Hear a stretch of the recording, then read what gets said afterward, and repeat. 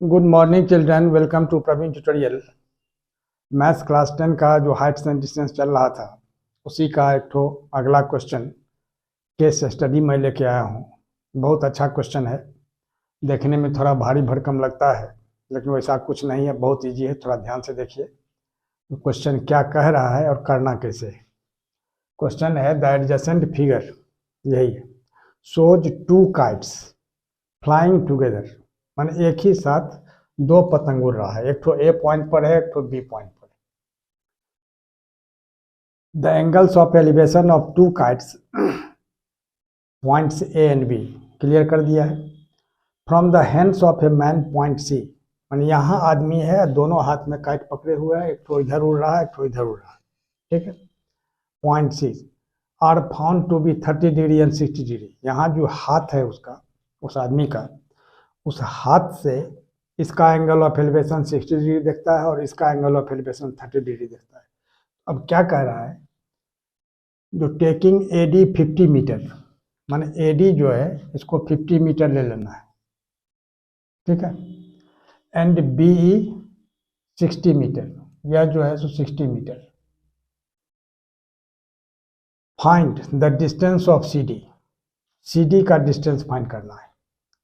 और इसके बाद the distance between B and C, B और सी के बीच का distance that is B C भी निकालना है। इसके बाद है द डिस्टेंस डी ई, यानी पूरा यहाँ से यहाँ तक डिस्टेंस निकालना है। तो क्या करना होगा, सबसे पहले गौर कीजिए, डी सी निकालने के लिए इस ट्रेंगल को लेना होगा, in triangle A D C, यह 30 डिग्री के लिए पी हो गया और डी सी जो हो गया सो बी हो गया। तो पी और बी में रिलेशन किसका होता है, tan का, तो उसी से हमको निकालना होगा tan से। अब देखिए सॉल्यूशन में फर्स्ट कैसे बनेगा, यहाँ लिखना होगा जो in triangle A D C, या इन राइट ट्रेंगल भी आप लिख सकते हैं। क्या होगा, tan 30 degree is equal to P by B, तो पी हो गया कितना 50 मीटर और बी कितना हो गया वही सी डी। अब tan 30 डिग्री का वैल्यू कितना होता है 1/√3, इस सबको याद रखना होगा, और 50 बाई सी डी, तो क्रॉस मल्टीप्लाई अगर हम करते हैं तो C D is equal to कितना हो जाएगा 50√3 मीटर, ठीक है। तो यहाँ भी आंसर छोड़ा जा सकता है, लेकिन बोर्ड में जब आएगा तो बोर्ड में √3 √2 जो कुछ भी दिया हुआ रहेगा, √5 उसका वैल्यू बैठा के उसको सॉल्व कर देंगे तो कॉन्सेप्ट क्लियर हो जाएगा। एग्जामिनर की नज़र में आप अच्छे बनेंगे और मार्क्स अच्छा मिलेगा। तो गौर कीजिए, यहाँ क्या करना होगा, 50 और √3 का वैल्यू कितना होता है 1.732 मीटर, यानी 5 से इसको हम मल्टीप्लाई करते हैं तो 5 2 जा 10, 5 3 जा 15 और 1 16, 6 कैरी 1, 5 7 जा 35 और 1 36 और 5 1 जा 5 3 8, और एक जीरो ये 50 वाला है उसको यहाँ लिख देना है, और 3 डिजिट के बाद पॉइंट होगा तो यहाँ पॉइंट दे देना है, ये दोनों जीरो कैंसिल हो गया, यानी कितना हुआ 86.6 मीटर, और यही हो गया सी डी का डिस्टेंस, और यही इसका आंसर हो जाएगा, ठीक है। आगे देखिए सेकंड में क्या कह रहा है, सेकंड में कह रहा है the distance between B and C, B and C का डिस्टेंस जो बी सी हमको निकालना है तो इस ट्रेंगल में लेना होगा, इन ट्रेंगल बी ई सी, यह 60 डिग्री है और ये बी ई पी परपेंडिकुलर हो गया 60, और बी सी निकालना है तो यह हो गया हाइपोटेनस। तो पी और एच में रिलेशन किसका होता है, साइन का, तो साइन 60 डिग्री से इसको निकालना होगा। अब गौर कीजिए सेकंड के लिए, सेकंड के लिए क्या करना होगा, जो इन राइट ट्रेंगल, इसमें भी आप राइट ट्रेंगल लिख सकते हैं, इन राइट ट्रेंगल, ठीक है, बी ई सी, अब क्या होगा sine 60 degree is equal to कितना पी बाई एच, यानी पी हो गया बी ई और एच हो गया कितना बी सी, तो साइन 60 कितना √3/2, और बी ई के जगह क्या होगा 60 और बी सी के जगह तो बी सी लिखना है, अब इसको अगर हम क्रॉस मल्टीप्लाई करते हैं तो क्या होगा, √3BC इज इक्वल टू 62 जा 120, तो BC इज इक्वल टू कितना होगा 120/√3। ठीक है, अब 120/√3 है तो इसको क्या करना होगा, रेशनलाइज करना होगा। क्या करना है, रेशनलाइजिंग द डिनोमिनेटर। तो 120/√3, तो √3 से ऊपर और √3 से नीचे मल्टीप्लाई करना है। तो ऊपर में क्या होगा 120√3 और नीचे क्या होगा √3 × √3 यानी 3 यहाँ लिख देना होगा, यानी कितना हो गया 40√3। तो 40√3 भी आंसर छोड़ा जा सकता है, लेकिन वही √3 का वैल्यू बैठा देने से क्लियर हो जाएगा। तो 40 × 1.732 यानी 4 × 2 = 8, ठीक है, और 4 × 3 = 12, 2 कैरी 1, 4 × 7 = 28 और 129 और 4 × 1 = 4, 2 6।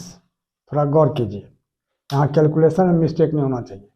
4 × 2 = 8, 4 × 3 = 12, 2 कैरी 1, 4 × 7 = 28 और 129, 4 × 1 = 4 और 2 6, और एक तो 0 ये 40 वाला है, ठीक है, और 3 डिजिट के बाद पॉइंट आएगा, यानी कितना होगा 69.28, क्योंकि लास्ट में 0 का कोई वैल्यू नहीं होता है।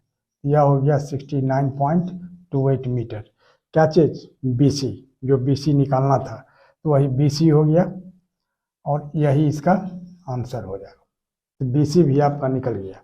अब निकालना है क्या चीज़, DE। तो DE निकालने के लिए क्या करना होगा, ये DC हो गया और C निकालना होगा इसी ट्रायंगल में।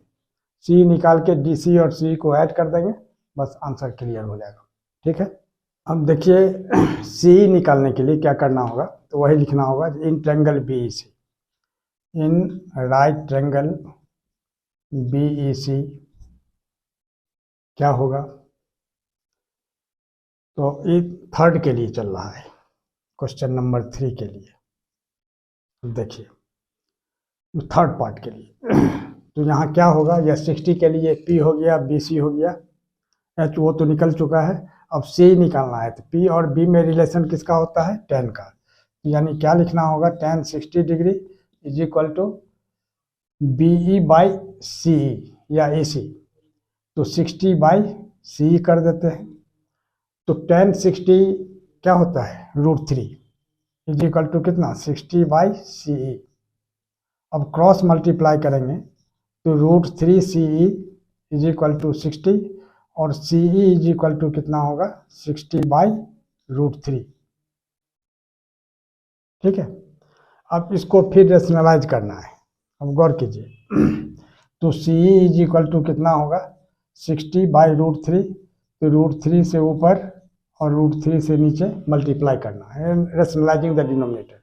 यहाँ हो गया 60√3 और √3 × √3 √9, जिसका स्क्वायर रूट हो जाएगा 3, तो 20 3 जा 60, यानी कितना होगा 20√3 मीटर। अब 20 और √3 का वैल्यू उसी तरह से बैठा देना है 1.732 मीटर, यानी क्या होगा 2 × 2 = 4, 2 × 3 = 6, 2 × 7 = 14, 2 × 1 = 213 और एक 0 20 वाला एक बार फिर से देख लीजिए, 2 × 2 = 4, 2 × 3 = 6, 2 × 7 = 14 और 2 × 1 = 213 और एक 0 ये आ गया और 3 डिजिट के बाद पॉइंट, यानी ये 0 कैंसिल, 34.64 मीटर। यह क्या चीज निकला, CE। अब क्या निकालना है, गौर कीजिए, अब निकालना है DE, माना थर्ड के लिए इतना किया गया है। Now DE is equal to क्या होगा DC + CE।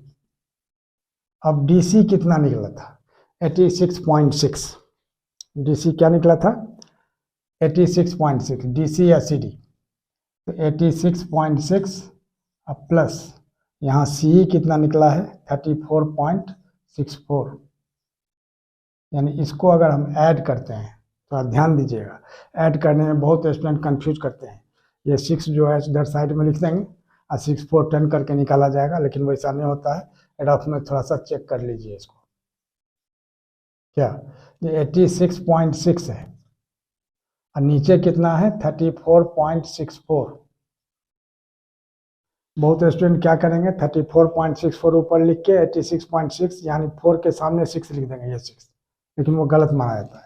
अब इसको ऐड करने के यहाँ खाली जगह है, यहाँ 0 कर दीजिए, यहाँ हो गया 4, यहाँ 6 6 12, 6 4 10 1 11, 8 3 11 और 1 12, यानी कितना होगा 121.24 मीटर। 121.24 मीटर, यह क्या निकला DE।